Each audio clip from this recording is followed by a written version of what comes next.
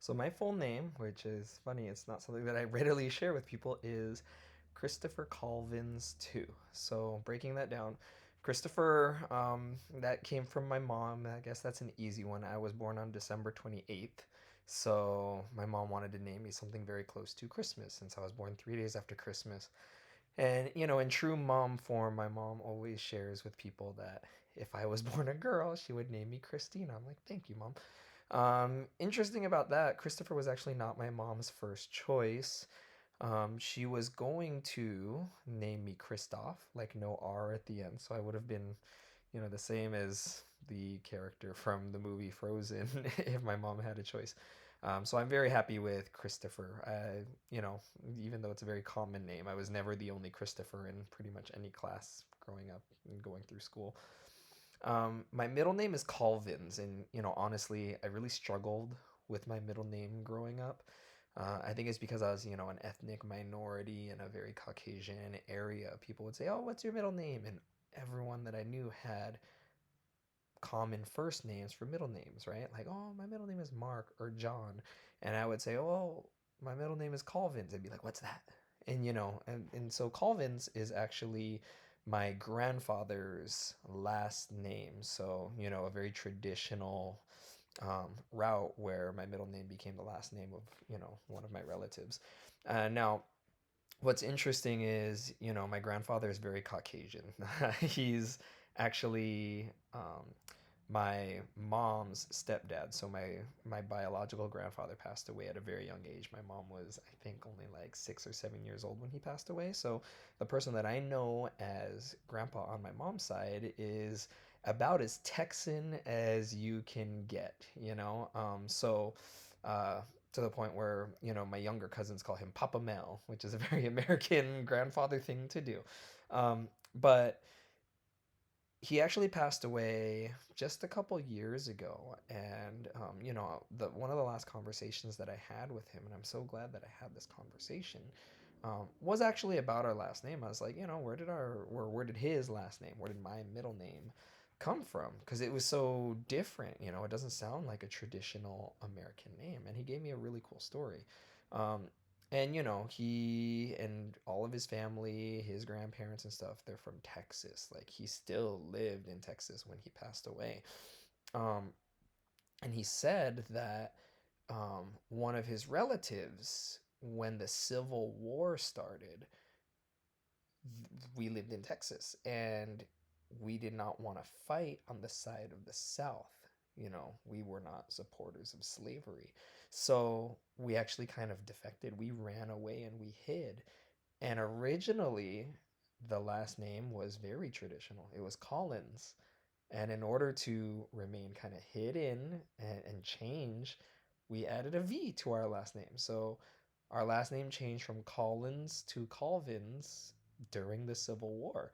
And I just think it's neat to have that part of history within my middle name now, where, even though we are very traditional South, that ideal that I hold strongly to, that we weren't a group of people that supported slavery to the point that we ran away and hid.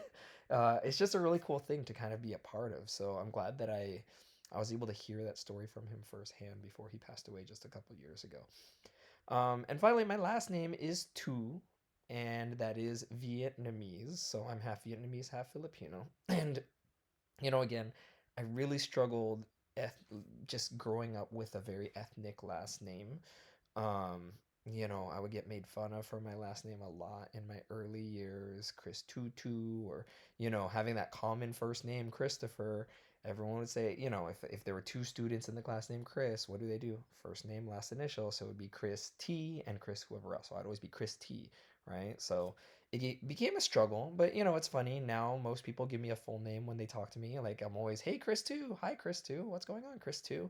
And I think that started at a very young age because I didn't want people to call me Chris T, so I became Chris too. Um, I always thought it was weird that my last name was a number. Just it's hard having those kinds of things when you're growing up as a kid, but um, it's funny. I grew to really love my last name. I love how unique it is. I love how it signifies this part of my culture. Especially after my parents got divorced, I don't stay connected with my Vietnamese side, but you know, my kids know that they're Vietnamese. Their last name is Vietnamese. We identify that as well as we can. We celebrate Tet. You know, for us, it's not Chinese New Year, how it's traditionally viewed for most people. It's our Vietnamese New Year, right? So I've really grown to love and just embrace the multicultural aspects of all these parts of my whole name. Um, so what is my community? My community is honestly anywhere that I am. I strive to always fit in. And you know, maybe when I was younger, it was to a fault. And that's why I struggled with those aspects of my name not being traditionally American. Um, but you know, anywhere that me and my family, my children, my wife are, that is my community. I strive to really impact and fit in with those cultures around me, and I really think it's been a benefit to me in my life as I've gotten older. You know, right now I work in a very rural, you know, Wahoo. Wahoo is very rural, and I think it's important to embrace and really just show respect for the long-standing history that Waihua has, understanding the plantation culture that maybe Waihua grew up with, and if I go into those parts of my community with that context and understanding that there were things that existed before I got there, then I am paying like just like the ultimate respect and really understanding where everyone around me has come from, and I strive really to develop that understanding about everybody. So really my community is anywhere that I am, and I'm always trying to pay respect to those traditions and to those identities that are all around me. And I guess the last thing, my gift, maybe that's part of that connection to community, but I think my gift is having that understanding. There's two funny things that are always described about me. One thing is I always refer to myself as a jack of all trades, right? Jack master or master of none, pretty good at almost anything. Jack of all trades. But the other thing, when I was in college, people would call me a chameleon. And I think it's because like I like to be able to jump in different groups and settings and have something to offer, right, to those groups or to that conversation. And I strive really hard to be that person that really fits in and just augments or adds to the richness of a community, a culture, a discussion. Um, and I think that's my gift. My gift is showing that understanding and paying that respect to all the people around me. And ultimately, my goal with that gift is that I make everyone feel valued for who they are. I think that's why I love being an educator. I love working with students where they feel like maybe their voice is diminished or they become marginalized, and I love propping up my students and saying like, "Hey, I understand that you're only, you know, 11, 12, 13 or 14 years old, but what you feel, what you believe, your perception, those are valid things that affect you every single day. So we have to, as adults, pay some kind of respect to that." I think as I've moved up into teacher leadership, I bring that understanding to my own colleagues, right? Where others might just be like, oh, well, the teachers don't understand this, or oh, they don't understand that, or oh, they don't get the big picture. Well, I think most of the time they do understand, or maybe they need a little bit of coaching or help.